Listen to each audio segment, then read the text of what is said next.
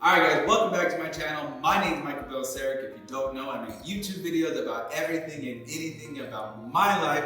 And most of you guys know I'm a teacher. I teach at the junior high here at the Tuba City Junior High as well. But I'm going to go ahead and give you 5 things to know about being a teacher.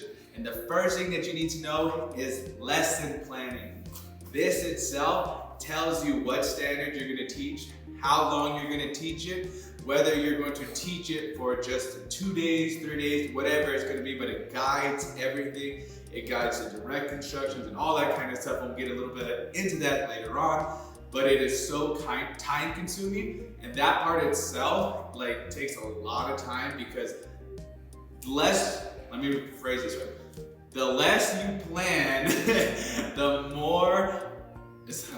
more difficult it's going to be to actually teach people, okay? And I've learned that the hard way plenty of times, so lesson planning itself is crucial. Yeah, learn how to lesson plan if you want to be a teacher, all right? All right guys, so my second thing as a teacher is time management.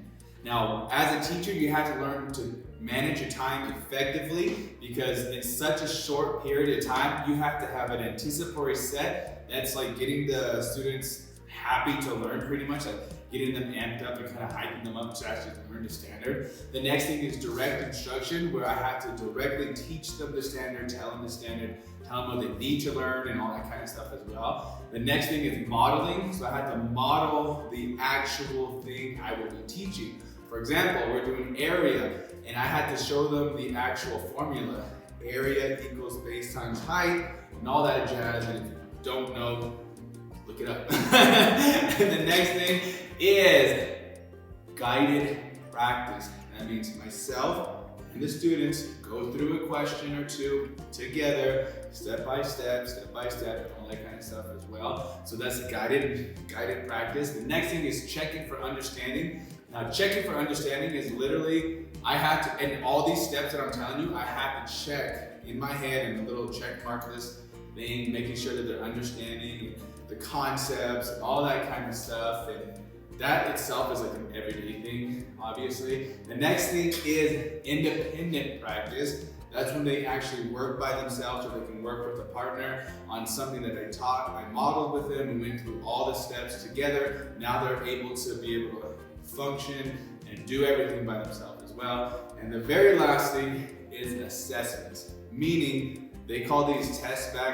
way back in the day, but they call assessments now. Just assessing to see if they understood the standard and all that kind of stuff as well. But all of those steps have to be addressed within a week, and depending on your class sizes and timing, it does get really, really tricky trying to jam all that in there. But I go back to that first one with the lesson planning. That itself will help the time management as well, so yeah.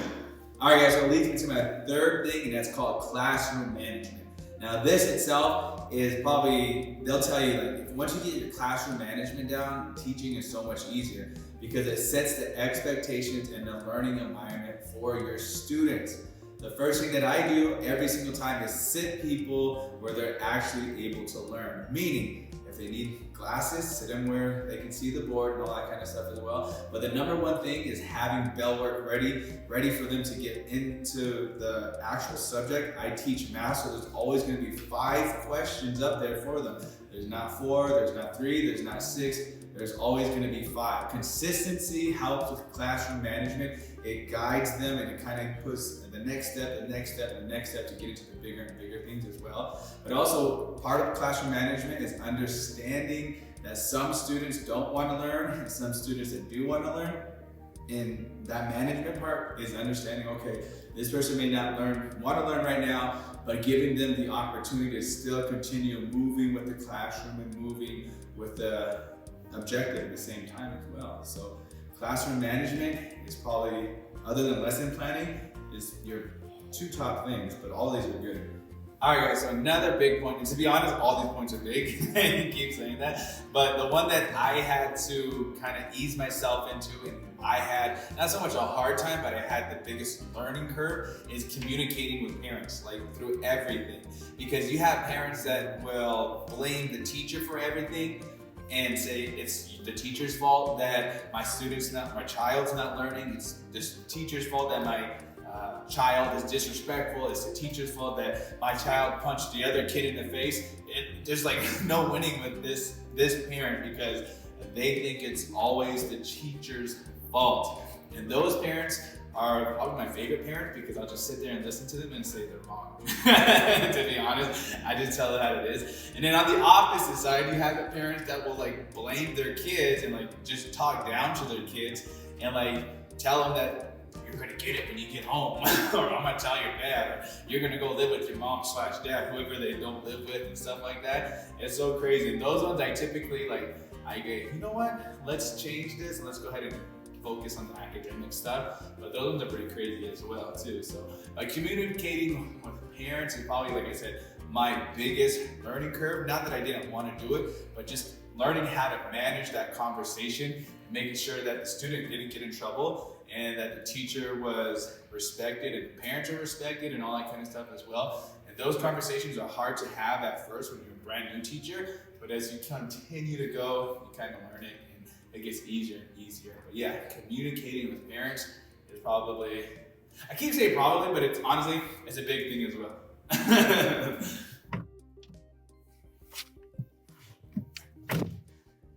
All right, guys, so it leads me to my very last point, and probably the most self-sacrificing one as well, is you don't have a lot of time for your personal life. Like literally, it is, let's see, past 5 o'clock, okay? And as a teacher, you had to give up your personal time to be, as they call it, professional. Well, they hold us to our contract, but they're not, and this is my big thing as well, is like, they want us to be here from 7 o'clock pretty much till 5 o'clock. And they say all that overtime stuff is just part of the job. I understand it. And I'm okay with it, obviously. But as a teacher, that's one thing that we had to understand, is just understanding like there's not a lot of time for you in your personal life during the school year and all that kind of stuff. And if you're coaching as well, like there's nights where I don't even come home till like 11 or 12 o'clock, depending on where the game is going to be. But yeah, you have zero time at all. Get used to it. But thank you guys for watching. We're almost to 2,000 subscribers. That's pretty cool. I'm gonna leave all the links to all my social media on the bottom. Thank you for watching, and we'll see you in the next one.